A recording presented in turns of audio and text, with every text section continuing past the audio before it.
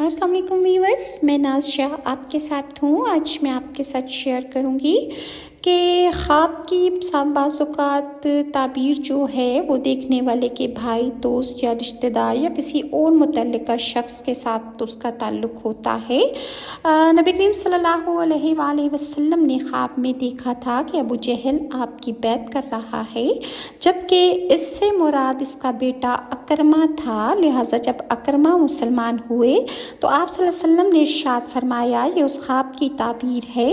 اسی طرح آپ نے اسید بن آس کو خواب میں دیکھا کہ وہ مکہ مکرمہ کی اس انتظامی سے ذمہ داری سنبھالے ہوئے ہیں، حالانکہ یہ عہدہ عطا بن اسید کو ملا۔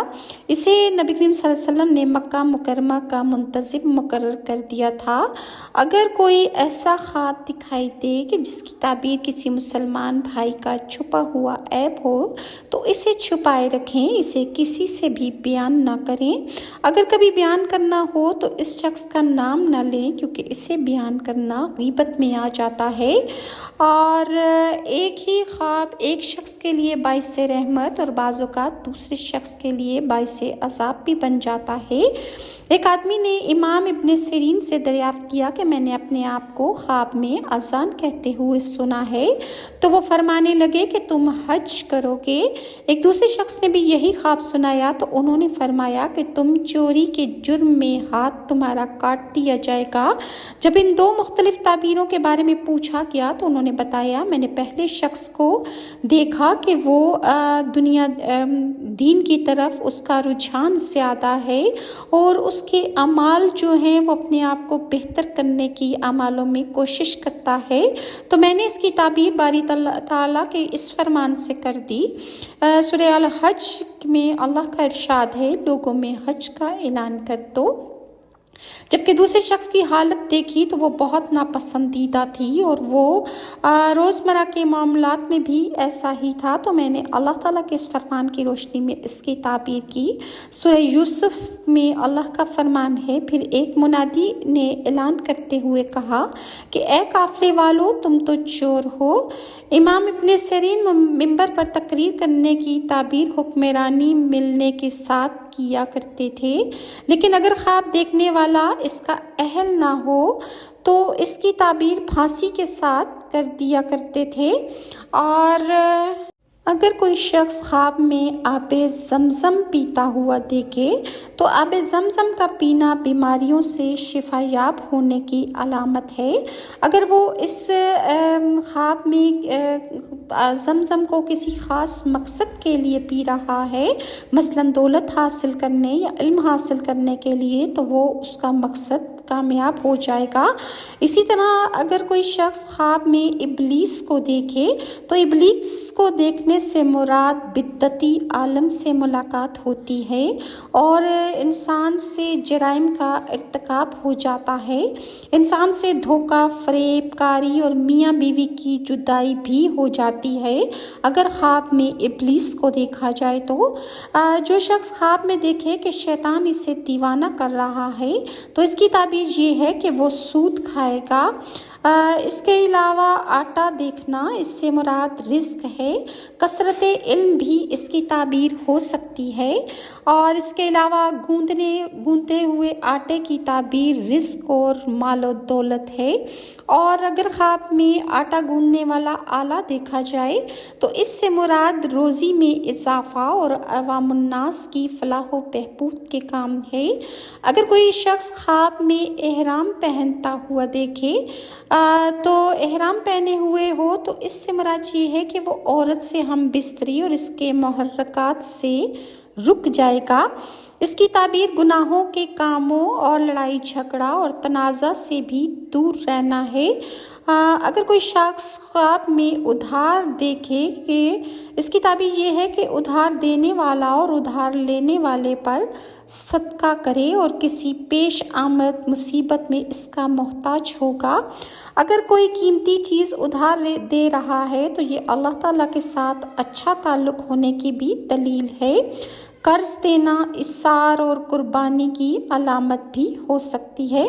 اگر کوئی شخص خواب میں رضائے الہی کے لیے قرض دے رہا ہے تو اس سے مراد یہ ہے کہ راہ جہاد میں وہ دولت خرچ کرے گا۔ اگر کوئی شخص خواب میں دیکھے کہ اس کا مقروض وفات پا گیا ہے تو اس سے مراد غم اور پریشانی سے اسے اللہ تعالیٰ چھٹکارا عطا فرما دیں گے۔ اذان کی تعبیر حج بیت اللہ سے ہے کہ دعا، فرمانبرداری اور نیکی کرنا بھی اس سے مراد لیا جا سکتا ہے۔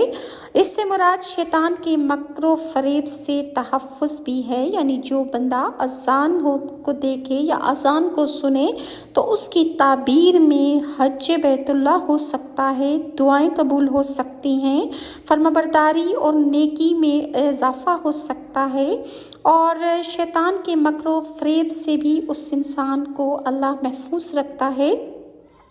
جو شخص خواب میں دیکھے کہ قافلے میں اذان دی جا رہی ہے تو اس پر چوری کا الزام لگایا جائے گا۔ اذان کی تعبیر حصہ دار سے علیحدگی بھی کی جا سکتی ہے۔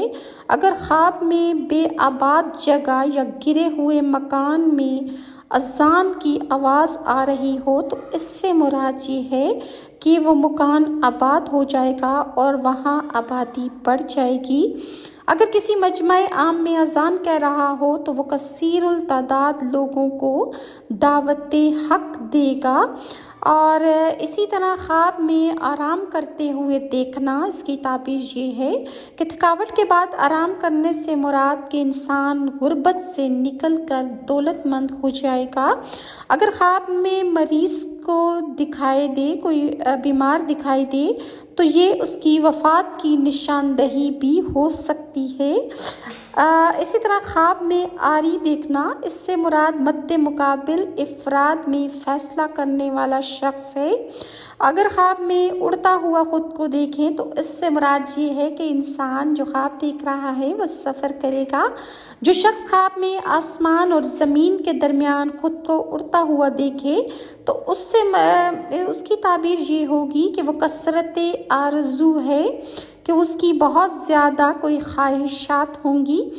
آزمائش دیکھنا، فتنہ و فساد، اس کی تعبیر دولت اور اولاد ہیں، کہ اگر انسان خواب میں خود کو کسی آزمائش میں دیکھتا ہے تو اس کی تعبیر دولت اور اولاد ہوتی ہے۔ خواب میں ازواج مطہرات کو دیکھنا خیر اور بابرکت کی دلیل ہے۔ اگر کوئی عورت خواب میں حضرت عائشہ کو دیکھے تو اس کی تعبیر یہ ہے کہ وہ اپنے خاندان میں اچھا مقام، نیک شہرت پائے گی اور خوش نصیب ہوگی۔ اگر حضرت خدیجہ کو دیکھے تو اس سے مراد سعادت مندی اور نیک اولاد کا حصول ہے۔ اگر کوئی مرد ازواج مطہرات کو دیکھے اور وہ غیر شادی شدہ ہو تو وہ نیک بیوی سے شادی کرے گا۔ اگر کوئی عورت حضرت صلی اللہ علیہ وسلم کی کسی زوجہ مطہرہ کو دیکھے تو اس کی تعبیر یہ ہے کہ اس کا خاوند نیک اور ذمہ دار ہے۔ اگر کوئی خواب میں اژدہا دیکھے، بہت بڑا سانپ دیکھ لے تو اہل خانہ اور اولاد کی طرف سے دشمنی کی علامت ہے، یا اس سے خواب کی تعبیر حاسد اور شریر ہمسایہ بھی ہو سکتا ہے۔ آسانی، اگر خواب میں کسی کام کا آسان ہونا نظر آ جائے تو اس سے مراد زہد و تقویٰ ہے، کہ اللہ تعالیٰ اسے پرہیزگاری عطا کرنے والا ہے۔ ارشاد خداوندی ہے سورہ طلاق کی آیت نمبر 4 میں، جو شخص اللہ تعالیٰ سے ڈر جائے اللہ تعالیٰ اس کے کام میں آسانی پیدا فرما دیتے ہیں۔ اسی طرح خواب میں اگر استاد کو دیکھا جائے تو اس سے مراد حکمران ہوتا ہے۔ نیکسٹ ویڈیو میں انشاءاللہ میں آپ کے ساتھ مزید خواب اور ان کی اسلامی تعبیر آپ کے ساتھ شیئر کروں گی۔